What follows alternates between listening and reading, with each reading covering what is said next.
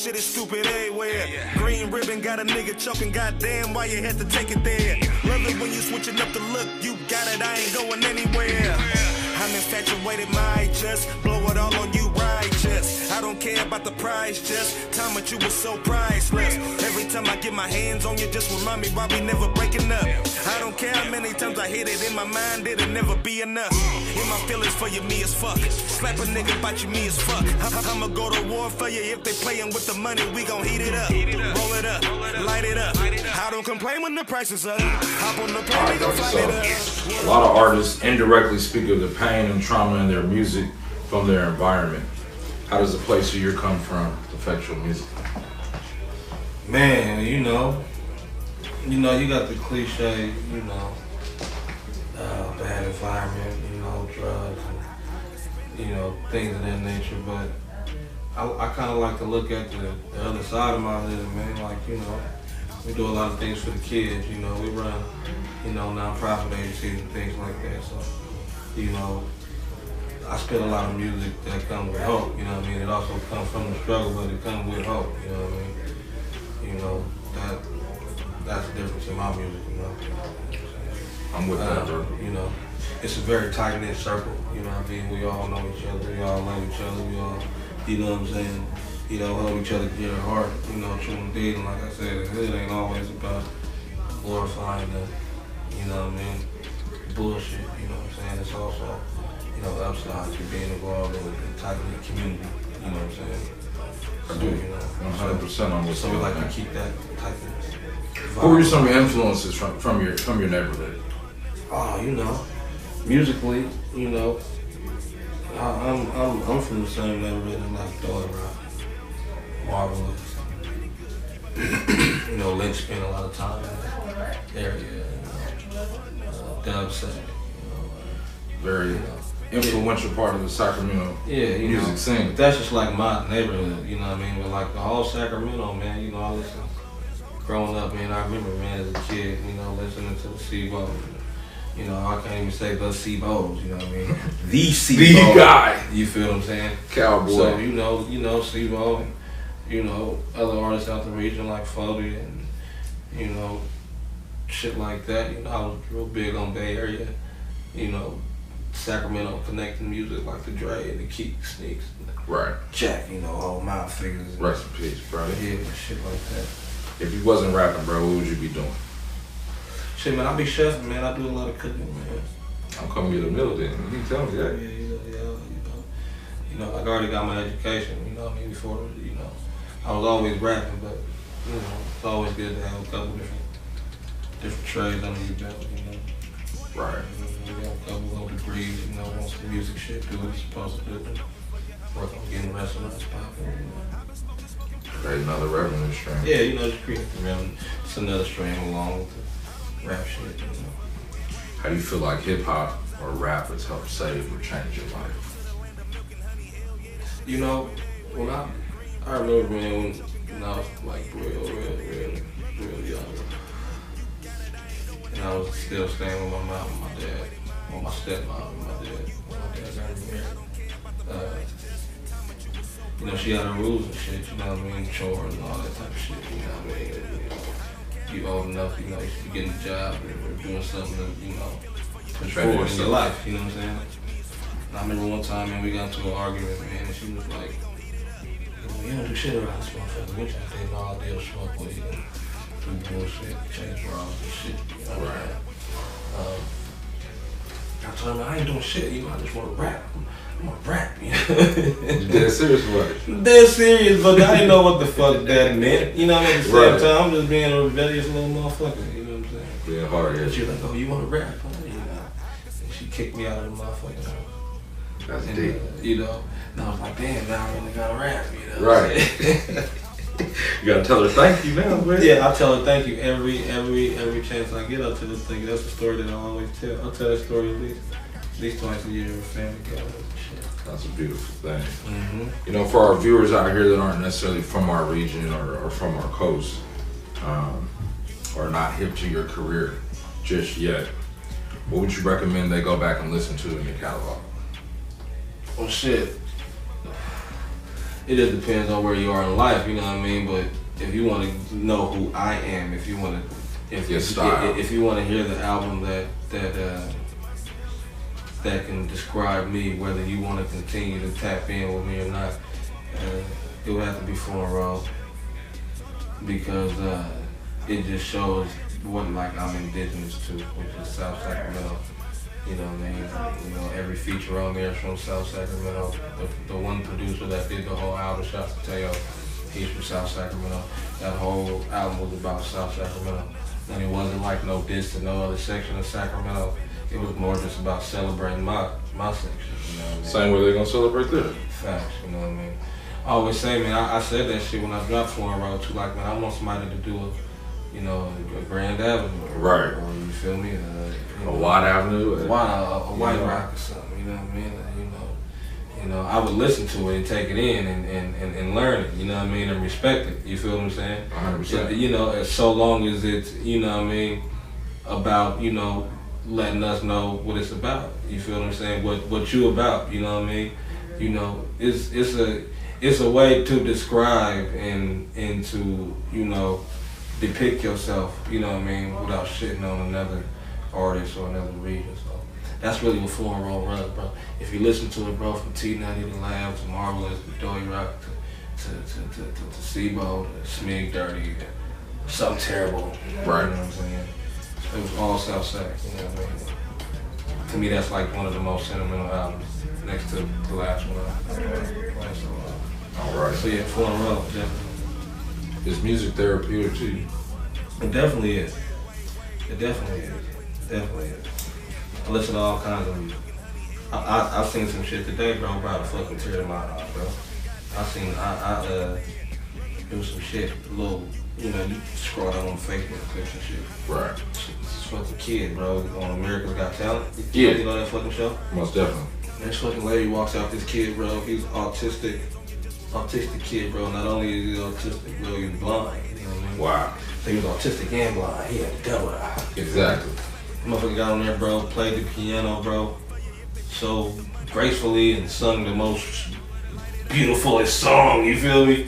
That shit, That's bro. soul. Bro. He was a kid, you feel me? Yeah. 17 years old. It was dope, bro. So yeah, music is definitely therapeutic, bro. If I want to go tear some shit up, I'll listen to some tear some shit up music before. Right.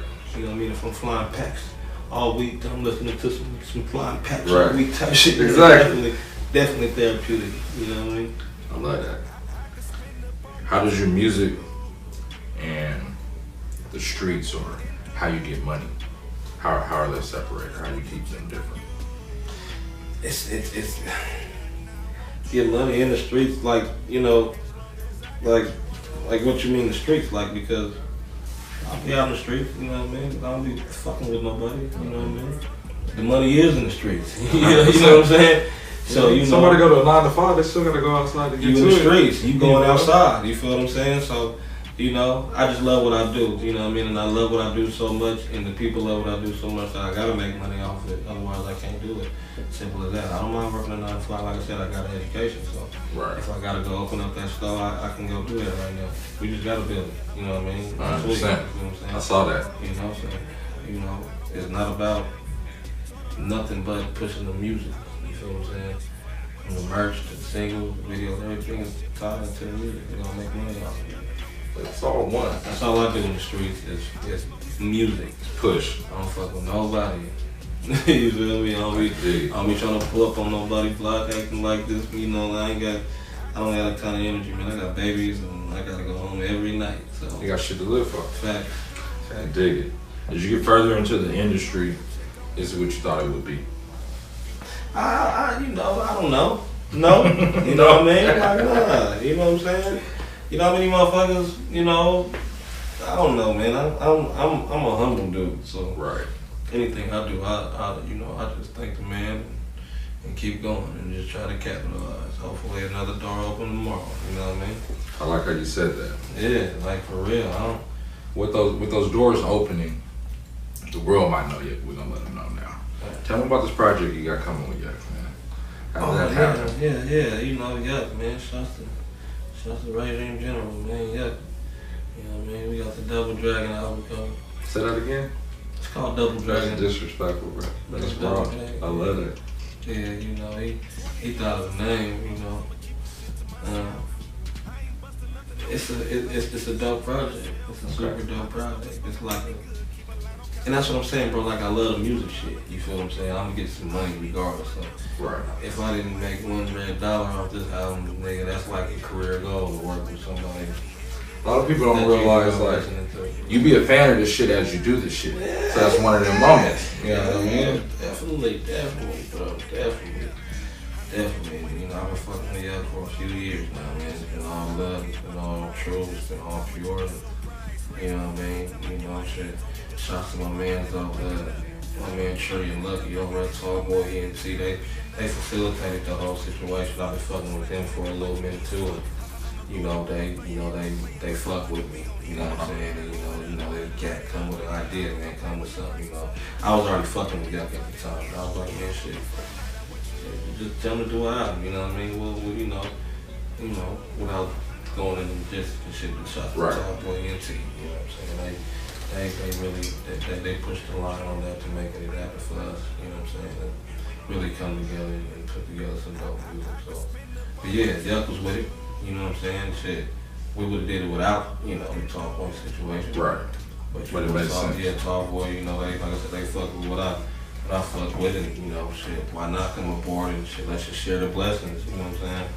So yeah, so it's a Tallboy, Regine, go to work situation, you know what I mean? It's a triple collab type situation. You know what I mean? And Tallboy got some dope artists over on his side too, so we throwing a few of them on there, and you know what I mean, mixing it with what we do, and we already got the whole mind push on it, and you know, it's a dope project, super dope project. All right. We wrap up this last little segment. I'm asking one of the questions sometimes that you might not want to answer. You know what I mean? I know how they can feel, but we're gonna do it out of the love of hip hop. How would you compare your style? Is there somebody you would compare your style to? Or the most influential? I'll give you a couple ways to answer. I mean, you know, I love music, man. You know, my name actually means something with the music. You know, if you listen to my shit, it's never the same. It's never like my flow patterns. Like I'm big on flow patterns and cadences and the way a song is delivered as far as, you know, from production to the lyrics to the, you know, to the visual, you know what I'm saying? So, you know, if you know the Gatlin gun is, you know what I'm saying? That's that machine thing that they use back in the silver days, like that cranking that, you know. Yeah. So you can do, or you can you feel what I'm saying? So you do create your own sound with that. That's how you move. Yeah. So, you know, it's kind of what I do with the music, you know. So the style to say to compare to somebody is, you know, I think that's why I mesh well with a lot of artists too when it's come to doing songs. Like songs will always be dope, you know what I'm saying? Not to take away from the artists'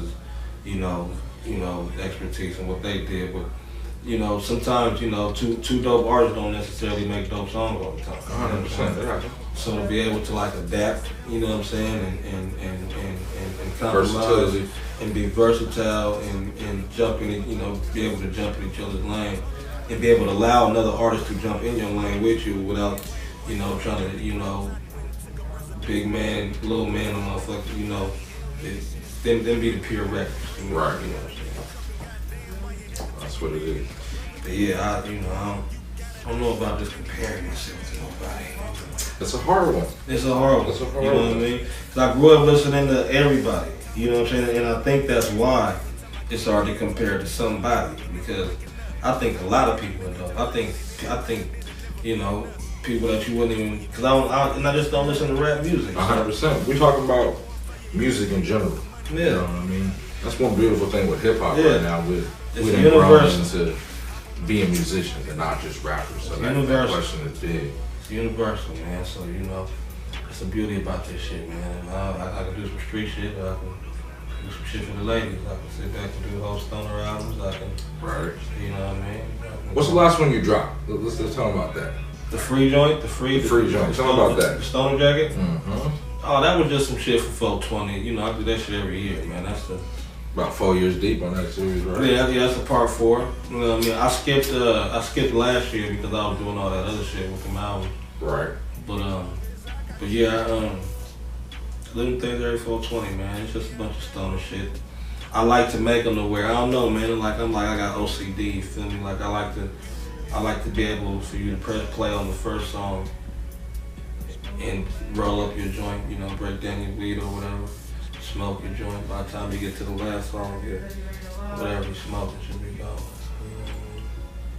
I don't give a fuck what the average motherfucker smoking a King's Egg or a backwood. Niggas don't even be putting a lot of weed in the fucking backwoods anyway. They just be funking with that shit. I don't understand this. I'd rather smoke a joint just like that. Yeah, by the time this motherfucker gone, that whole album's done. I like that. You know, I'm kind of that's what the project be, bro. And it's just a free thing. I don't even want to make no money off that shit, man. That's for my song. That's my contribution. So, you know, for the love of it. For the love of it, man. I love the music, man.